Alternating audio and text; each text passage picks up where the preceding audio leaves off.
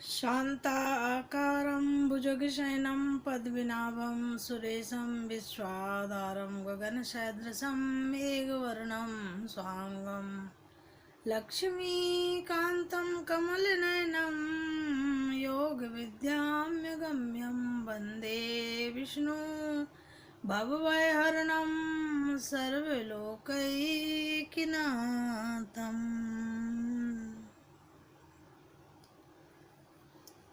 अथ पंचदशो अध्याय।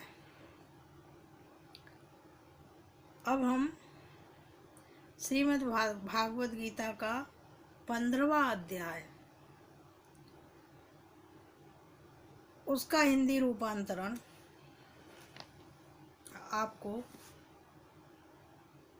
श्रवण कराते हैं। इस अध्याय में संपूर्ण जगत के कर्ता हर्ता, सर्वशक्तिमान, सबके नियंता, सर्वव्यापी, अंतर्यामी, परम दयालु, सबके सुहृद, सर्वाधार, शरण लेने योग्य, सगुण परमेश्वर पुरुषोत्तम भगवान के गुण प्रभाव और स्वरूप का वर्णन किया गया है। एवं क्षर पुरुष यानी क्षेत्र, अक्षर पुरुष यानी क्षेत्रज्ञ और पुरुषोत्तम तात्पर्य परमेश्वर, इन तीनों का वर्णन करके क्षर और अक्षर से भगवान किस प्रकार उत्तम है, वे किस लिए पुरुषोत्तम कहलाते हैं, उनको पुरुषोत्तम जानने का क्या महत्व है और किस कारण उनको प्राप्त किया जा सकता है इत्यादि विषय भली भांति समझाए गए हैं। इसी कारण इस अध्याय का नाम पुरुषोत्तम योग रखा गया है। अब इनके 15वें अध्याय के किस श्लोक में किस चीज का वर्णन है, मैं पहले आपको ये सारी चीजें बतला देती हूँ। इस अध्याय के पहले और दूसरे में अस्वस्थ वृक्ष के रूप में संसार का वर्णन किया गया है। तीसरे में संसार वृक्ष के आदि अंत और प्रतिष्ठा की उपलब्धि बतलाकर दृढ़ वैराग्य स्वरूप शस्त्र द्वारा उसे काटने की प्रेरणा करते हुए चौथे में परमानंद स्वरूप परमेश्वर को प्राप्त करने के लिए उसी आदि पुरुष की शरण ग्रहण करने के लिए कहा गया है। पांचवें में उस परम पद को प्राप्त होने वाले पुरुषों के लक्षण बतलाकर छठे में उस परम पद को परम प्रकाशमय और अपुनरावृत्तिशील बतलाया गया है। तदंतर 7वें से 11वें तक जीवन का स्वरूप, मन, इंद्रियों के सहित उसके एक शरीर से दूसरे शरीर में जाने का प्रकार, शरीर में रहकर इंद्रिय और मन की सहायता से विषयों के उपभोग करने की बात और प्रत्येक अवस्था में स्थित उस जीवात्मा को ज्ञानी ही माना जा सकता है। मलिन अंतःकरण वाला पुरुष किसी प्रकार भी नहीं जाना जा सकता इत्यादि विषयों का वर्णन किया गया है। 12वें में समस्त जगत को प्रकाशित करने वाले सूर्य और चंद्रमा आदि में स्थित तेज का भगवान का ही तेज बतलाकर 13वें और 14वें अध्याय को पृथ्वी में प्रवेश करके समस्त प्राणियों के धारण करने वाले, चंद्र रूप से सबके पोषण करने वाले तथा वैश्वान रूप से सब प्रकार के अन्न को पचाने वाले बतलाया गया है। और 15वें में सबके हृदय में स्थित, सबकी स्मृति आदि के कारण समस्त वेदों द्वारा जानने योग्य, वेदों को जीतने वाले और वेदांत के कर्ता बतलाया गया है। 16वें में समस्त भूतों को क्षर तथा कूटस्थ आत्मा को अक्षर पुरुष बतलाकर 17वें में उनसे भिन्न, सर्वव्यापी, सबका धारण पोषण करने वाले अविनाशी परमात्मा को पुरुषोत्तम बतलाया गया है। 18वें में पुरुषोत्तम की प्रसिद्धि के हेतु का प्रतिपादन करके 19वें में भगवान श्री कृष्ण को पुरुषोत्तम समझने वाले की महिमा एवं 20वें में उपयुक्त गुहातम विषय के ज्ञान की महिमा कहकर अध्याय का उपसंहार किया गया है।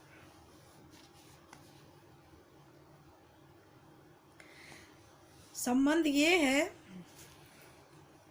कि 14वें अध्याय में 5वें से 18वें श्लोक तक तीनों गुणों के स्वरूप, उनके कार्य और उनकी बंधनकारिता और बंधे हुए मनुष्य की उत्तम, मध्यम और अधम गति का आदि का विस्तार पूर्वक वर्णन करके 19वें और 20वें श्लोकों में उन गुणों से अतीत होने का उपाय और फल बतलाया गया है। उसके बाद अर्जुन के पूछने पर 22वें 25वें श्लोक तक गुणातीत पुरुषों के लक्षणों, आचरणों का वर्णन करके 26वें में श्लोकों में सगुण परमेश्वर के व्यभिचारी भक्ति योग को गुणों से अतीत होकर ब्रह्म प्राप्ति के लिए योग्य बनने का सरल उपाय बतलाया गया है।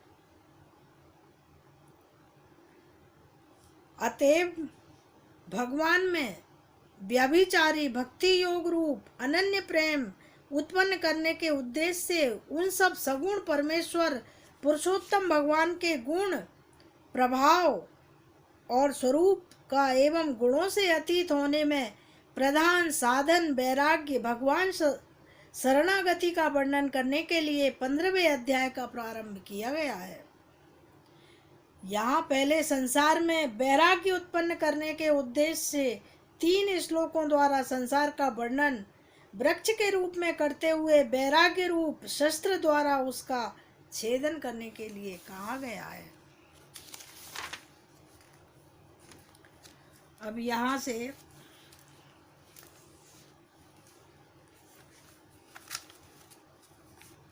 भगवान कहते हैं, अध्याय प्रारंभ हो रहा है। भगवान कहते हैं,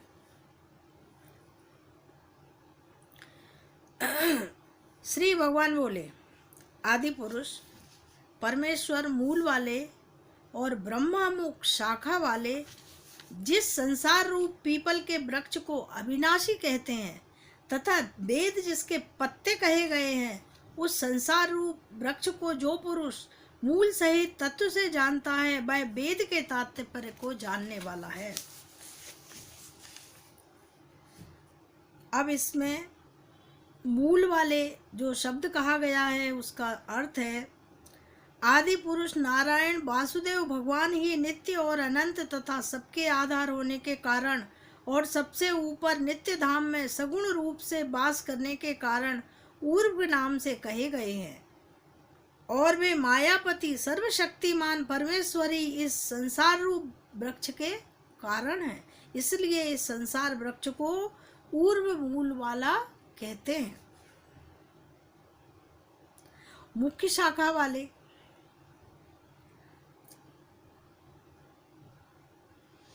उस आदि पुरुष परमेश्वर ने उत्पत्ति वाला होने के कारण तथा नित्य धाम से नीचे ब्रह्मलोक में वास करने के कारण हिरण्य गर्भ रूप ब्रह्मा को परमेश्वर की अपेक्षा अघ कहा है और वही इस संसार का विस्तार करने वाला होने से उसकी मुख्य शाखा है। इसलिए इस संसार वृक्ष को अघ शाखा वाला कहते हैं।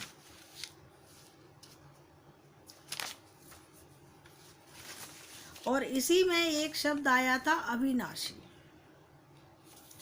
इस वृक्ष का मूल कारण परमात्मा अविनाशी है तथा अनादिकाल से इसकी परंपरा चली आती है। इसलिए इस संसार वृक्ष को अविनाशी कहते हैं। वेद के तात्पर्य को जानने वाला, ये श्लोक नंबर 1 ही है। इस वृक्ष की शाखा रूप ब्रह्मा से प्रकट होने वाले और यज्ञ आदि कर्मों के द्वारा इस संसार वृक्ष की रक्षा और वृद्धि करने वाले एवं शोभा को बढ़ाने वाले होने से वेद पत्ते कहे गए हैं।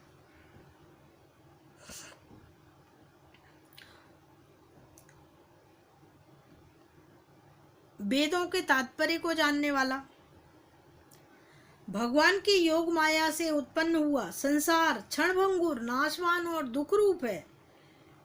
इसके चिंतन को त्याग कर केवल परमेश्वर का ही नित्य निरंतर अनन्य प्रेम से चिंतन करना वेद के तात्पर्य को जानना है। इस श्लोक नंबर 1 में जितने भी क्लिष्ट शब्द आए थे उनके ये शब्दार्थ थे। अब श्लोक नंबर 2 है ये कि उस संसार वृक्ष की तीनों रूप गुणों रूप जल के द्वारा पड़ी हुई विषय भोग रूप कौपलों वाली देव, मनुष्य और त्रियक आदि योनि रूप शाखाएं नीचे और ऊपर सर्वत्र फैली हुई मनुष्य लोक में कर्मों के अनुसार बांधने वाली अहंता, ममता और त्रासना रूप जड़ों भी नीचे और ऊपर सभी लोकों में व्याप्त है। विषय से तात्पर्य है स्पर्श, रस, रूप, शब्द, स्पर्श, रूप, रस और गंध। ये 5 स्थूल देह और इंद्रियों की अपेक्षा सूक्ष्म होने के कारण उन शाखाओं की कोपलों के रूप में कहे गए हैं। योनि रूप शाखाएं,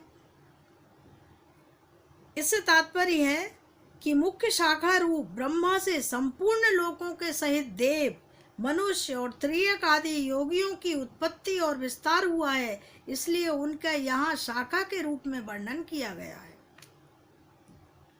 मनुष्य लोक, तीसरा लोक मनुष्य लोक। मनुष्य लोक से तात्पर्य है अहंता, ममता, वासना रूप मूल को लेकर मनुष्य योनि के कर्मों के अनुसार बांधने वाली कहने का कारण यह है कि अन्य सब योनियों में तो केवल पूर्वकृत कर्मों के फलों का भोगने का ही अधिकार है और मनुष्य योनि में नवीन कर्मों के करने का भी अधिकार है।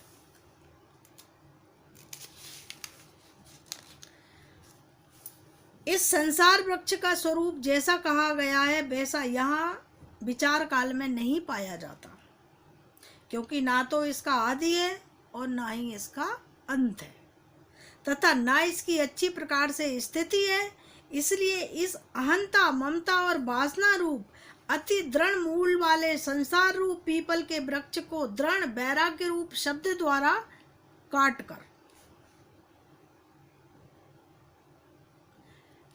माने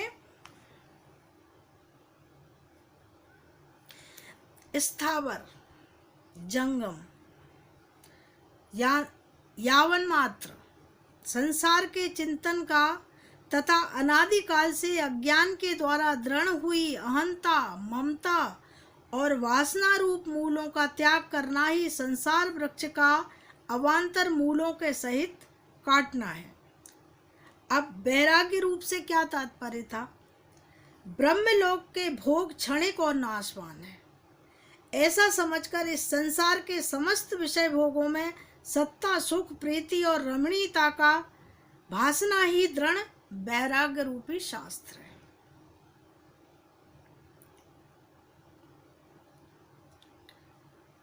अच्छी प्रकार से स्थिति है, इसका मतलब है इसकी अच्छी प्रकार की स्थिति भी नहीं है। यह कहने का प्रयोजन ये है कि वास्तव में ये सारा संसार जो है क्षणभंगुर है और नाशवान है, अंत है। इसी श्लोक में आया था अंत है। अंत से तात्पर्य यह है कि इसका अंत नहीं है। यह कहने का प्रयोजन है कि इसकी परंपरा कब तक चलेगी, इसको कोई भी नहीं जानता है, सिर्फ प्रभु जानता है। वैराग्य रूप से तात्पर्य है इस संसार का जैसा स्वरूप शास्त्रों में वर्णन किया गया है और जैसा देखा सुना जाता है, जैसा तत्व ज्ञान होने के कारण नहीं पाया जाता, इस प्रकार आँख खुलने के पश्चात स्वप्न का संसार स्वप्न का ही होता है, वो फिर दिखता थोड़ी है चेतन अवस्था में आने के बाद। इसके पश्चात उस परम पद स्वरूप परमेश्वर को भली भांति खोजना, जिसमें गए हुए पुरुष फिर लौटकर संसार में नहीं आते, और जिस परमेश्वर से इस पुरातन संसार वृक्ष की प्रवृत्ति विस्तार को प्राप्त हुई है, उसी आदि पुरुष नारायण की मैं शरण में हूँ। इस प्रकार दृढ़ निश्चय करके उस परमेश्वर का मनन और निषिद्धासन हम लोगों को करना चाहिए, जिसका मान और मोह नष्ट हो गया है, जिन्होंने आसक्ति रूप दोष को जीत लिया है, जिनकी परमात्मा के स्वरूप में नित्य स्थिति है और जिसकी कामनाएं पूर्ण रूप से नष्ट हो गई हैं, वे सुख दुख नामक द्वंद्वों से विमुक्त ज्ञानी जन उस अविनाशी परम पद को प्राप्त होते हैं। जिस परम पद को प्राप्त होकर मनुष्य लौटकर फिर संसार में नहीं आते हैं, उस स्वयं प्रकाश परम पद को ना सूर्य प्रकाशित कर सकता है और ना चंद्रमा अग्नि ही, वही मेरा परम धाम है। और वही इस प्रकृति में स्थित मन और पांचों इंद्रियों को आकर्षित करता है। अंश से तात्पर्य जैसे विभाग रहित स्थित हुआ भी महाकाश घटों में पृथक पृथक की भांति प्रतीत होता है, वैसे ही सब भूतों में एक ही रूप से स्थित हुआ भी परमात्मा पृथक पृथक की भांति प्रतीत होता है। इसी में देह में स्थित जीवात्मा को भगवान ने अपना सनातन अंश कहा है। शरीर को छोड़कर जाते हुए को अथवा शरीर में स्थित हुए को अथवा विषयों को भोगते हुए को, इस प्रकार तीनों गुणों से युक्त हुए को भी अज्ञानी जन नहीं जानते हैं। केवल ज्ञान रूप नेत्रों वाले विवेकशील ज्ञानी ही तत्व से जान सकते हैं। यत्न करने वाले योगी जन भी अपने हृदय में स्थित इस आत्मा को तत्व से जानते हैं, किंतु जिन्होंने अपने अंतःकरण को शुद्ध नहीं किया है, ऐसे अज्ञानी जन तो यत्न करते रहने पर भी इस आत्मा को नहीं जानते हैं। सूर्य में स्थित जो तेज संपूर्ण जगत को प्रकाशित करता है, तथा जो तेज चंद्रमा में है और जो अग्नि में है, उसको तू मेरा ही तेज समझ। और मैं ही पृथ्वी में प्रवेश करके अपनी शक्ति से सब भूतों को धारण करता हूँ और रस स्वरूप अर्थात अमृतमय चंद्रमा होकर संपूर्ण औषधियों को अर्थात वनस्पतियों को पुष्ट करता हूँ। मैं ही सब प्राणियों के शरीर में स्थित रहने वाला प्राण और अपान से संयुक्त वैश्वानर अग्नि रूप होकर 4 प्रकार के अन्न को पचाता हूँ। अब ये 4 प्रकार के जो अन्न है ना, ये क्या होते हैं? भक्ष्य, भोजन, लेहा, चोष, ऐसे 4 प्रकार के अन्न होते हैं। उनको जो चबाकर खाया जाता है वो होता है भक्ष्य, जैसे रोटी आदि, और जो निगला जाता है वह है भोज्य, जैसे दूध आदि, तथा जो चाटा जाता है वो है लेह, और जैसे चटनी आदि जो चूसा जाता है वह है चोष, जैसे ऊख आदि, ऊख माने गन्ना। इस तरीके के ये 4 प्रकार के भगवान ने ये सब बताए हैं। मैं ही सब प्राणियों के हृदय में अंतर्यामी रूप से स्थित हूँ तथा मुझ में ही स्मृति, ज्ञान और अपोहन होता है तथा सब वेदों द्वारा मैं ही जानने के योग्य हूँ तथा वेदांत का कर्ता और वेदों को जानने वाला भी मैं ही हूँ। इस संसार में नाशवान और अविनाशी ये 2 प्रकार के पुरुष होते हैं। इनमें संपूर्ण भूत प्राणियों के शरीर तो नाशवान है, जीवात्मा को अविनाशी कहा गया है।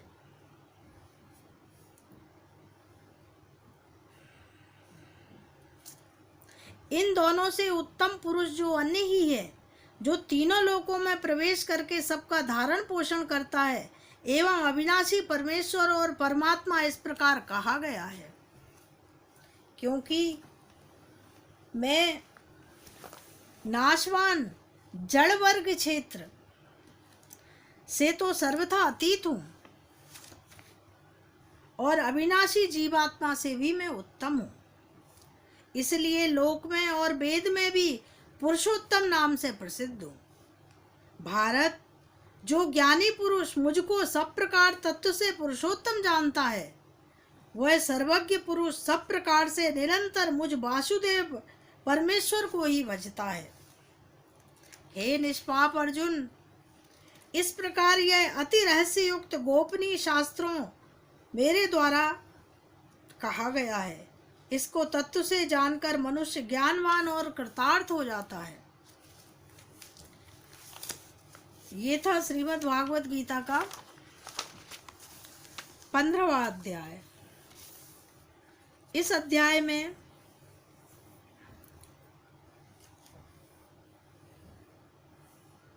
भगवान ने ये कहा था कि मैं सबके हृदय में स्थित हूँ।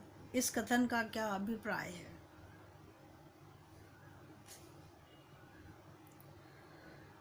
इससे भगवान ने ये भाव दिखलाया है कि यद्यपि मैं सर्वत्र संभाव से परिपूर्ण हूँ, फिर भी सबके हृदय में अंतर्यामी रूप से मेरी विशेष स्थिति है। अतएव हृदय मेरी उपलब्धि का विशेष स्थान है, इसलिए मैं सबके हृदय में स्थित हूँ। ऐसा कहा जाता है क्योंकि जिनका अंतःकरण शुद्ध और स्वच्छ होता है, उनके हृदय में मेरा प्रत्यक्ष दर्शन होता है। स्मृति, ज्ञान और अपोहन,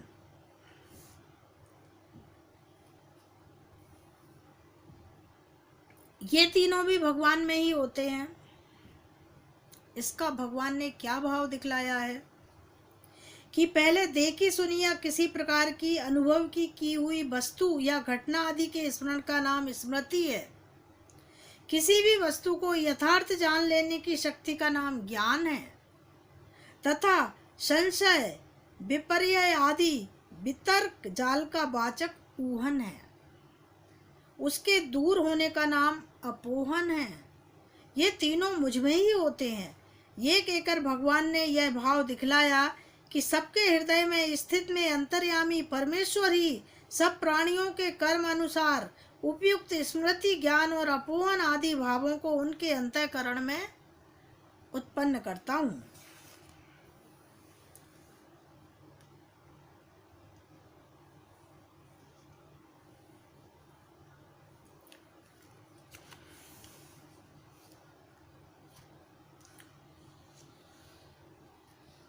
इस प्रकार 10वें अध्याय के 21वें श्लोक के अनुसार संपूर्ण प्रकाश शक्ति, धारण शक्ति, पोषण शक्ति, पाचन शक्ति आदि समस्त शक्तियों को अपने शक्ति का एक अंश बतलाकर, अर्थात जैसे पंखा चलाकर वायु विस्तार करने में, बत्ती जलाकर उजाला फैलाने में, चक्की घुमाने में, जल आदि को गर्म करने में तथा रेडियो आदि के द्वारा शब्द का प्रगट्य प्रस्तुत करने में एक ही बिजली की शक्ति का अंश सब कार्य करता है, वैसे ही सूर्य, चंद्रमा, अग्नि आदि के द्वारा सबको प्रकाशित करने में, पृथ्वी आदि के द्वारा सबको धारण करने में, चंद्रमा के द्वारा सबका पोषण करने में तथा वैश्वानर के द्वारा अन्न को पचाने में मेरी ही शक्ति का एक अंश सब कुछ करता है।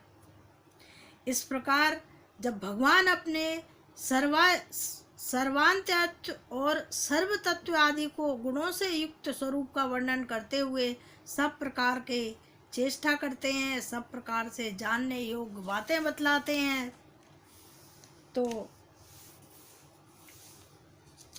भगवान ने इस अध्याय में अपिव्यय ईश्वर और परमात्मा कहा है।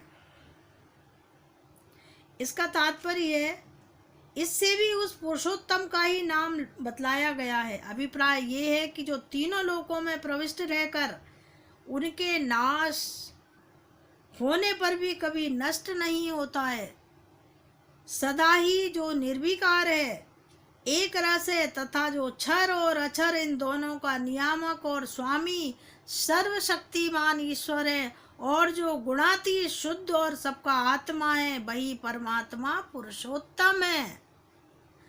क्षर, अक्षर और ईश्वर, इन तीनों तत्वों का वर्णन श्वेत उपनिषद में भी कहा गया है।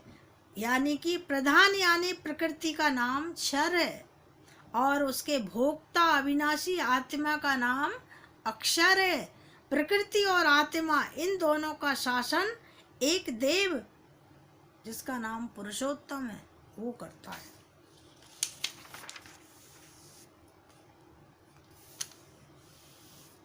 अनग संबोधन का क्या अभिप्राय था?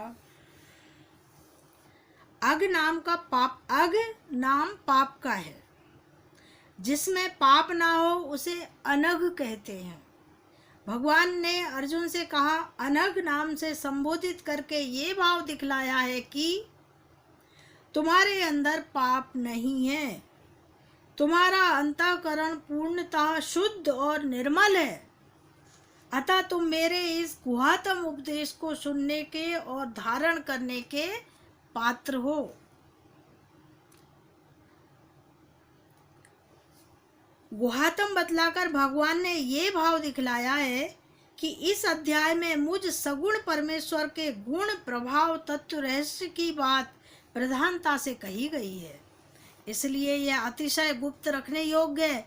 मैं हर किसी के सामने इस प्रकार से अपने गुण प्रभाव तत्व और ऐश्वर्य को प्रकट नहीं करता, अतएव तुम्हें भी अपात्र के सामने इस रहस्य को नहीं कहना चाहिए, तथा यह मेरे द्वारा कहा गया है, ऐसा कहकर भगवान ने ये दिखलाया है कि मुझ सर्वशक्तिमान सर्वज्ञ परमेश्वर द्वारा उपनिषद उपदिष्ट है, अतः यह समस्त वेद और शास्त्रों का परम सार है।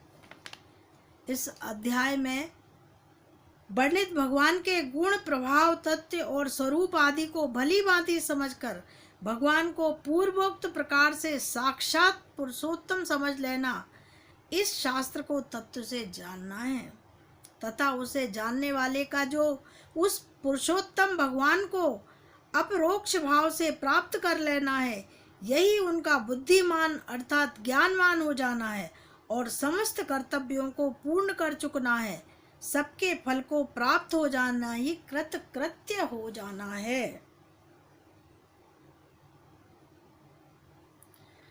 इस अध्याय में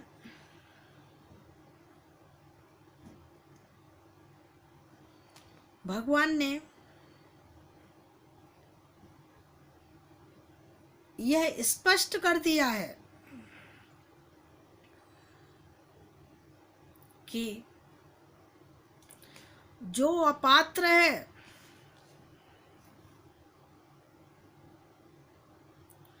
जो भगवत गीता के ऊपर विश्वास नहीं करता है, जिसे कृष्ण का नाम अच्छा नहीं लगता है, ऐसे व्यक्ति के सामने भूल कर भी कभी मेरा नाम मत लेना। पहले ये देख लेना कि अमुक व्यक्ति भगवान के इस रहस्य को जानने के लिए सक्षम है या नहीं है। यदि लगता है आपको कि इस व्यक्ति के सामने भगवान की चर्चा करना ठीक है, तो ही उस व्यक्ति के सामने मेरे परम पिता परमेश्वर का नाम लेना चाहिए। और यदि वो नहीं चाहता कि उसके सामने भगवान का नाम लिया जाए और आप जबरदस्ती उसके सामने नाम लेते हैं, तो आप वो भी पाप के भागीदार आप स्वयं होते हैं। इसीलिए कभी भी भगवान के इन रहस्यों को किसी भी अपात्र के सामने प्रकट नहीं करना चाहिए। ओम नमो भगवते वासुदेवाय प्रणत क्लेश नाशाय गोविंदाय नमो नमः। हे प्रभु, हे दीन बंधु, हे दया सागर, हे कृपा निधान।